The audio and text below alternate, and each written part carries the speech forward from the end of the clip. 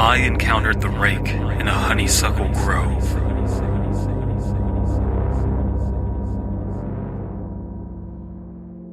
Some people claim to be subject to constant paranormal activity. Ghosts, forest creatures, and monsters that invade dreams.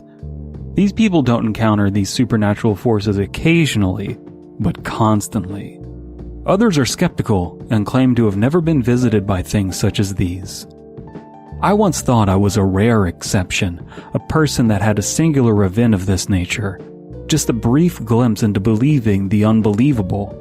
Now I'm wondering if I'm in the silent majority, a silent middle ground that have witnessed strange and terrifying things very seldomly. Where I grew up, honeysuckle bushes could be found sporadically across the suburban neighborhood, dotting backyards like bright yellow freckles across the faces of various sheds and garages. Every nook and cranny had a little bush with white and yellow petals and stems popping out of deep green leaves tanning in the midday sun. I remember very vividly a small alley walkway myself and my friend Camilla cut through on our way home that had one such bush.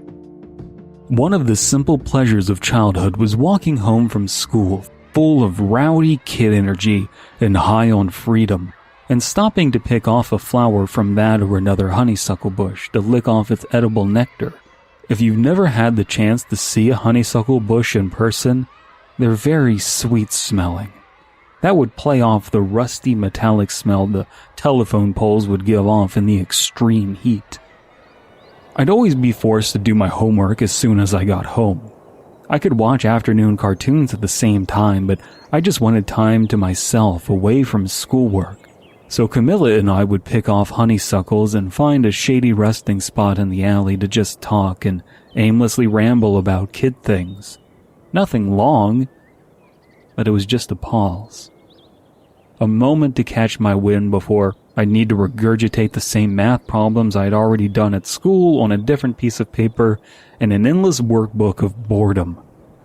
I came to associate that break time with honeysuckles. I still think about honeysuckles randomly while on short breaks at work. So I must have been around 10 or 11 when I was at a baby shower for Camilla's aunt. Call me sheltered if you'd like, but I had somehow never heard of a baby shower up until that point. My family was pretty small, but I was starting to spend more time around Camilla's family at this time. Her family was from Guatemala, and I was wondering if baby showers were just a Guatemalan thing. But my parents explained what a baby shower was, and then I was curious as to why I was invited. Didn't seem like my place to be there. But looking back, Camilla's parents and mine took turns offloading us onto each set of parents. My parents probably just wanted a break from parenthood, and this offered that. Anyway, Camilla was extremely hyped for this baby shower.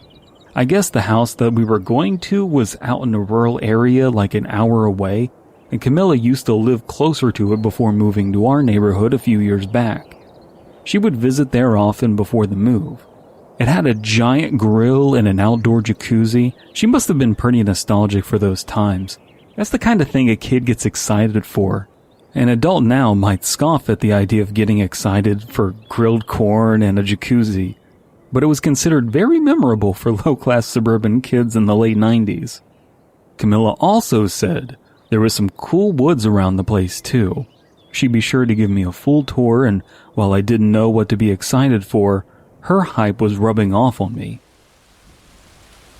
It was after school the day of the baby shower, and Camilla and myself had to literally run home in the rain.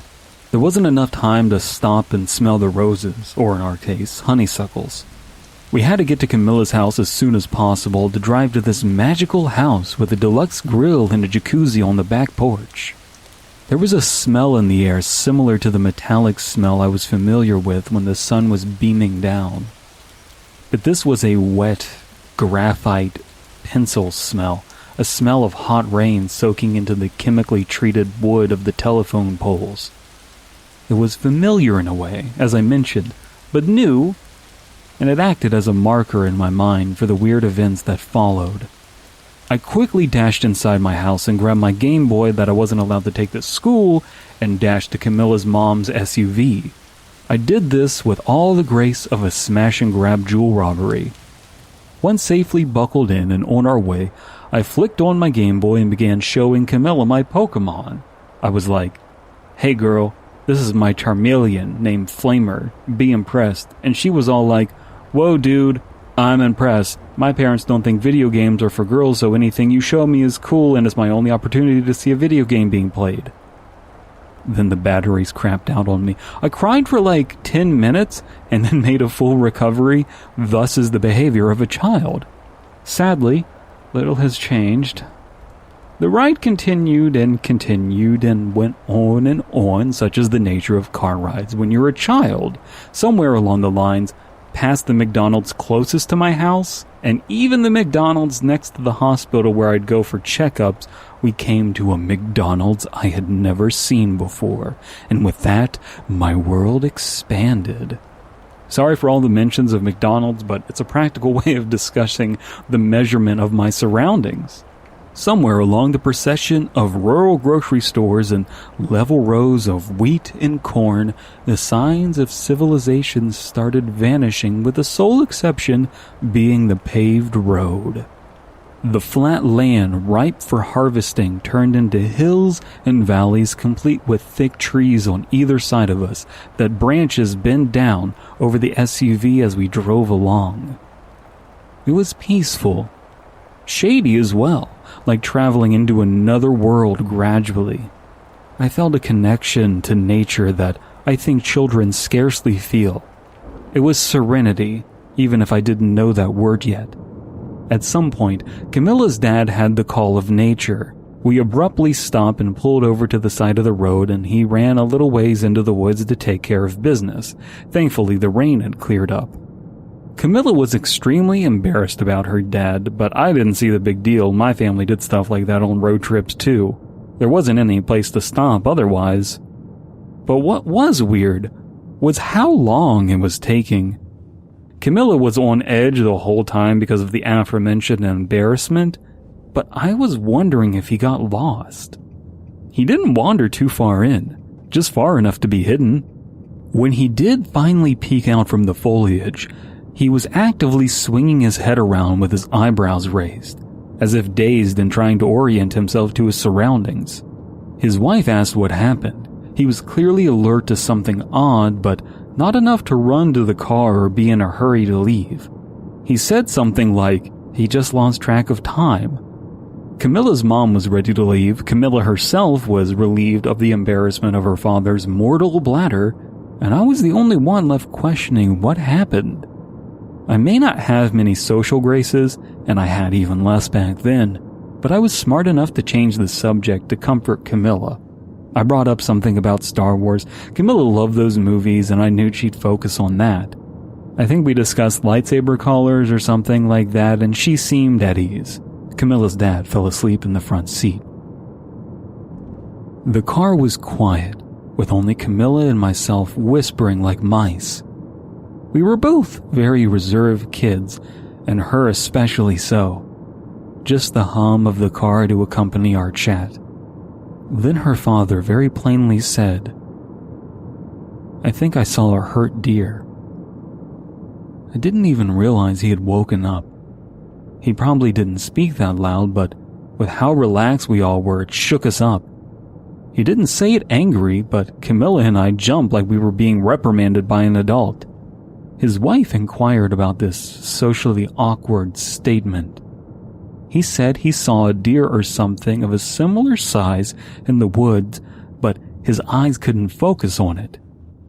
It was hurt. Camilla's mom said, "Let's not talk about that around the kids."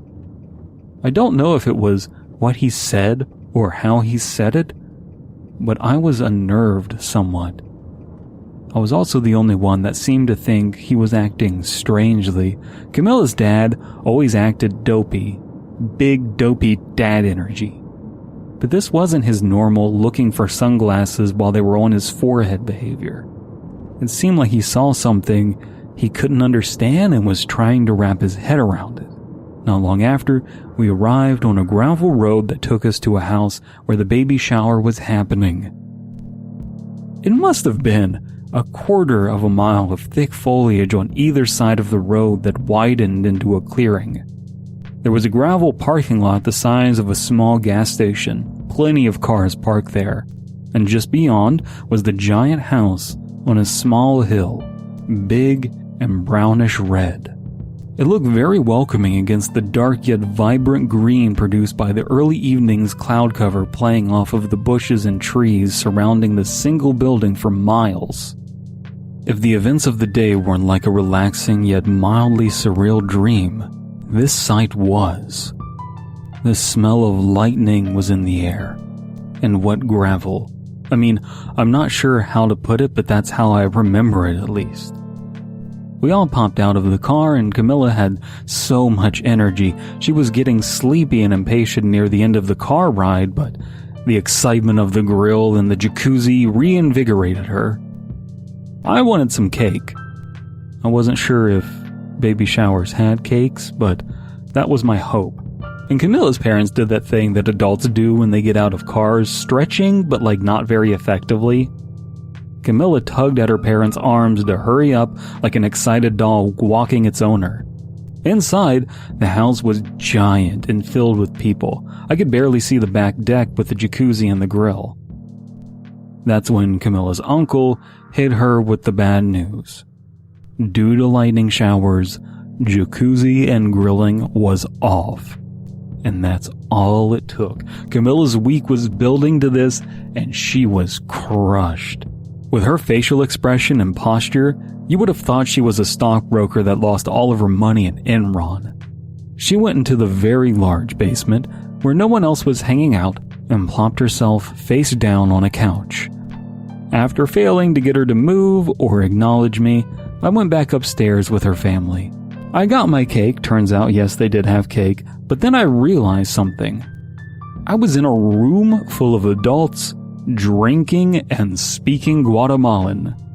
Well, Espanol, but I didn't know what language it was. I was alone and bored. I returned back downstairs and I think I saw Camilla passed out. She hadn't eaten anything and refused all non-grilled foods. So bored, and with nothing else to do, I noticed an intriguing sight outside of the sliding glass door embedded into the hill. There were a ton of honeysuckles in a bush just outside, not even 100 feet away. I must have been really bored, because normally I'd never wander off on my own. But I just did that. The novelty of honeysuckle bushes called to me. A peaceful break from the stressful and boring things in life. As I approached the bushes and picked off some honeysuckles to look at, I realized that they created a path back into the woods. Honeysuckle bushes on either side of me. They lurched upward and bent over me, creating a tunnel of green dotted with bits of yellow and lily white. I felt privileged to walk down that kind of path and wished I could at any time. I was so amazed with how long the path was. But it was bizarre how still everything was. Like the bushes were frozen in place. There wasn't this sound you'd normally hear in the woods. No minute movements of animals or insects. The whole place felt dead. Pressing on slowly, my sense of curiosity deepened. It felt so unreal. And just when I was becoming convinced that I was actually dreaming, convinced that I was asleep on a car ride, I heard something that complicated the whole thing. I heard something like a voice echoing in my head. It was fuzzy, but clearly present. It shook me into focus, thus making me feel alert and awake. But at the same time, it was so unbelievable that it felt like I was in a fantasy world. And before I could put together another thought on the matter, I heard the sound come back.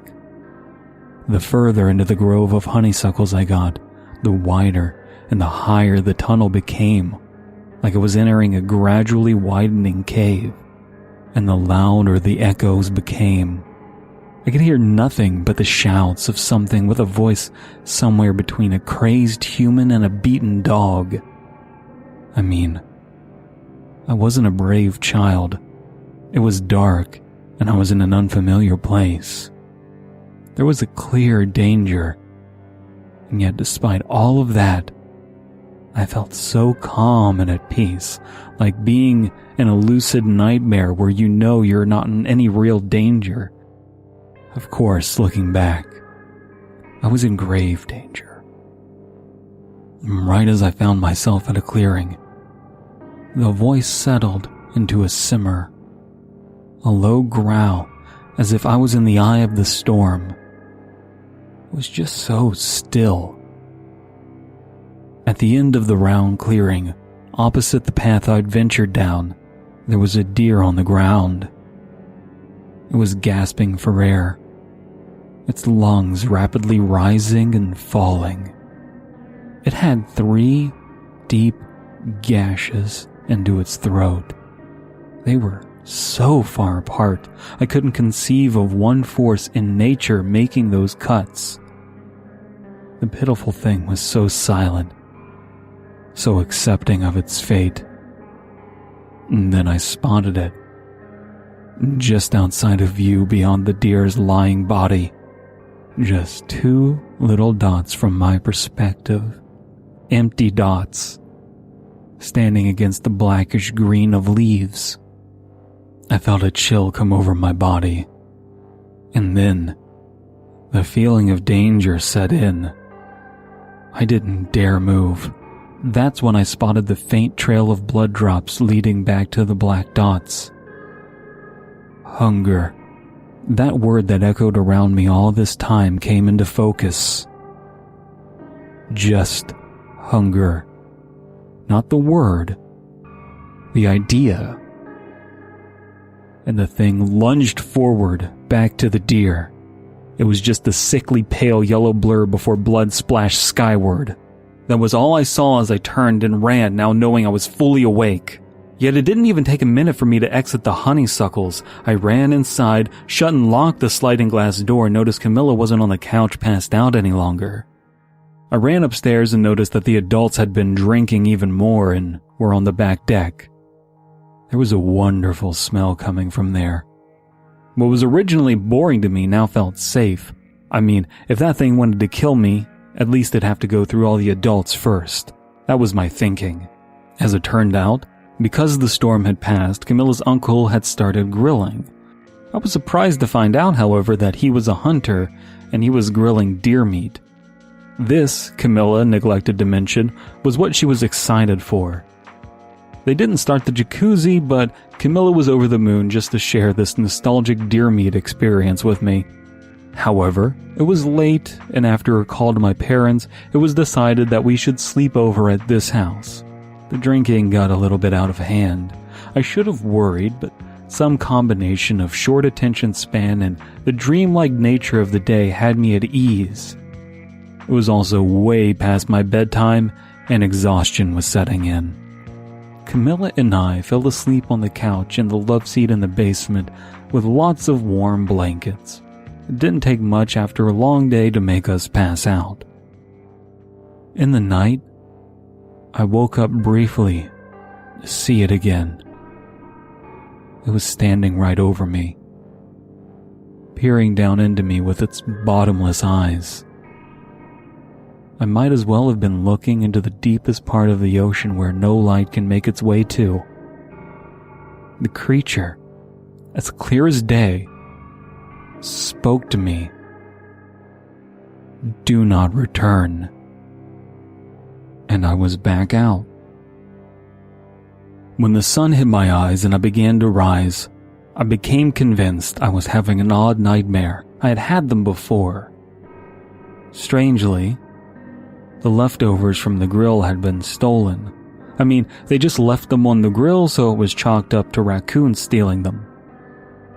The drive home was shorter than the ride there, by a wide margin. There was sunny weather, and Camilla's uncle even had 2 AA batteries for my Game Boy. It was no time at all before I saw the McDonald's pass the one next to my doctor's office. After parting ways to bathe and brush my teeth, things I didn't get a chance to do the night before, Camilla and I met back up to have a normal Saturday zooming around the neighborhood. That evening, my mother was doing laundry and questioned why there were a few drops of blood on the shoulder of my shirt. I felt lightheaded when I could produce no logical answer, but of course I did have an answer, just not a good one. She shrugged it off, however, realizing that I was no worse for wear. What I didn't shrug off was Camilla's uncle going missing not long after all of this, maybe a year after. All they ever found was his hunting rifle.